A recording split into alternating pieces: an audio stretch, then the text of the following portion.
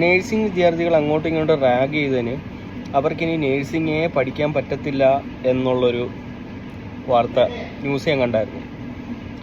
പക്ഷേ 10ാം ക്ലാസ്സിലെ വിദ്യാർത്ഥികൾ അങ്ങോട്ടും ഇങ്ങോട്ടും ഇടിവെച്ച് മുൻകൂട്ടി പ്ലാൻ ചെയ്ത് ഒരു പാവം പിടിച്ച പയ്യനെ കൊന്നു. പക്ഷെ അവർക്ക് എക്സാം എഴുതാം, നോ പ്രോബ്ലം.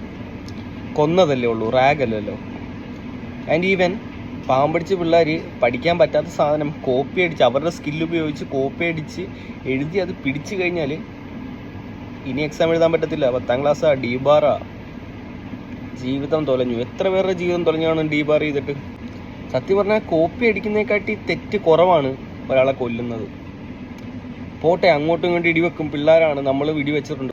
കൂട്ടത്തിൽ ഇടിവെച്ചാൽ കേസെടുക്കത്തില്ല, അവൻ മരിച്ചാലും കേസെടുക്കത്തില്ല എന്നൊക്കെ ഉള്ള ക്രിമിനൽ മെൻറ്റാലിറ്റി ഉണ്ടല്ലോ, അവരെ കൊണ്ടും പിന്നെ എക്സാം എഴുതിച്ച് ഇവരെ കുറച്ച് കാലം ജയിലിലിട്ട് നല്ല മുട്ടയും ചിക്കനും എല്ലാം കൊടുത്ത് കൊഴുപ്പിച്ച് വെളിയിലോട്ട് ഇങ്ങനെ ഇറങ്ങാൻ പോകണ്ടല്ലോ,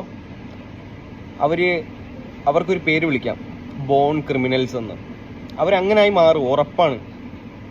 പ്രത്യേകിച്ച് നമ്മളുടെ ഗവൺമെൻറ് അതിനുള്ള കാര്യങ്ങളെല്ലാം ചെയ്തു കൊടുക്കുന്നുണ്ട്. വളരെ നന്ദിയുണ്ട് ഗവൺമെൻറ്റിനോട്.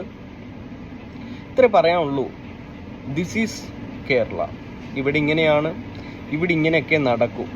പാവം പിടിച്ച വണ്ടികൾ മോഡിഫൈ ചെയ്താൽ അല്ലെങ്കിൽ അവരിച്ചിരി സൗണ്ട് കയറ്റിയാലൊക്കെ വലിയ കുറ്റങ്ങളാണ്. കൊന്നാൽ കുഴപ്പമില്ല, അതിനൊന്നും ഒരു പ്രശ്നമില്ല. നന്ദി, നമസ്കാരം.